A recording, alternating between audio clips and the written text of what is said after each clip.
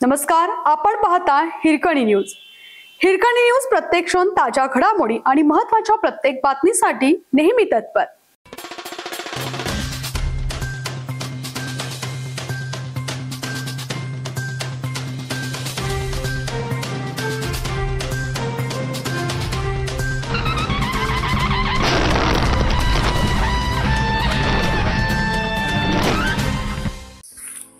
आईच्या कुशीत झोपलेल्या बाळाला बापाने उचललं आणि पाण्यात बुडवलं। स्वतःही का घेतला टोकाचा निर्णय? गेवराई तालुक्यातील तलवाडा अंतर्गत रामनगर येथील अमोल हौसाराव सोनवणे वय 30 वर्ष आणि पायल अमोल सोनवणे यांनी 4 दिवसापूर्वी घरगुती कारणास्तव विषारी औषध घेतल्याची माहिती समोर आली आहे। 2/10/2025 रोजी दसऱ्याच्या दिवशी त्यांनी रुग्णालयातून उपचार करून परतले आणि घरात दसरा साजरा केला। त्यानंतर 3 ऑक्टोबर 2025 रोजी पहाटे 4च्या सुमारास अमोल सोनवणे यांनी आपल्या 4 महिन्याच्या मुलाला पोटच्या गोळ्याला बॅरलमध्ये टाकले। त्यानंतर त्यांनी स्वतःच्या घरात गळफास घेऊन आत्महत्या केली। या घटनेचे नेमके कारण अद्याप समोर आलं नाही। अमोल सोनवणे आणि त्यांचं बाळ तलवाडा प्राथमिक आरोग्य केंद्रात शस्त्रक्रियेअंतर्गत तपासले गेले।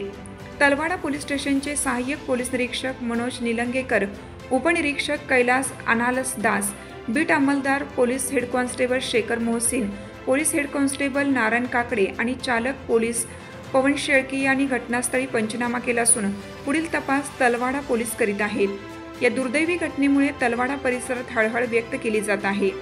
तिन्ही रेल्वे मार्गावर रविवारी मेगा ब्लॉक मेन मार्गावरील या प्रवाशांचे मेगाहाल। अमोल सोनवणे यांचे पायल सोबतचे लग्न 1.5 वर्षापूर्वी झालं होतं।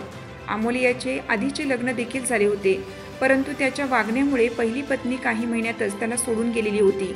अमोल हा ड्रायव्हर म्हणून काम करीत होता आणि त्याच्या परिवारात एकुलता एक होता, तर पायल गरीब घरातील असून तिला वडील नाहीत। दसऱ्याच्या काही दिवस आधी अमोल आणि पायल यांच्यात भांडण झालं होतं। या भांडणानंतर दोघांनी विष घेतले आणि नातेवाईकांनी तातडीने त्यांना रुग्णालयात दाखल केलं। उपचारानंतर दसऱ्याच्या दिवशी ते घरी परतले आणि सण साजरा केला। त्यानंतर दुसऱ्या दिवशी पहाटे अमोल यांनी आपल्या आईच्या कुशीत असलेल्या बाळाला घरातील बॅरलमध्ये टाकून त्याचा श्वास रोखला आणि बाळाचा मृत्यू झाला। नंतर अमोल यांनी गळफास घेऊन स्वतःचा जीव घेतला। या घटनेने तलवाडा परिसरात शोककळा पसरली असून पोलीस तपास सुरू आहे। आपल्या हिरकणी न्यूज चॅनलला लाईक करा, शेअर करा आणि सबस्क्राइब करायला विसरू नका आणि रहा अपडेट।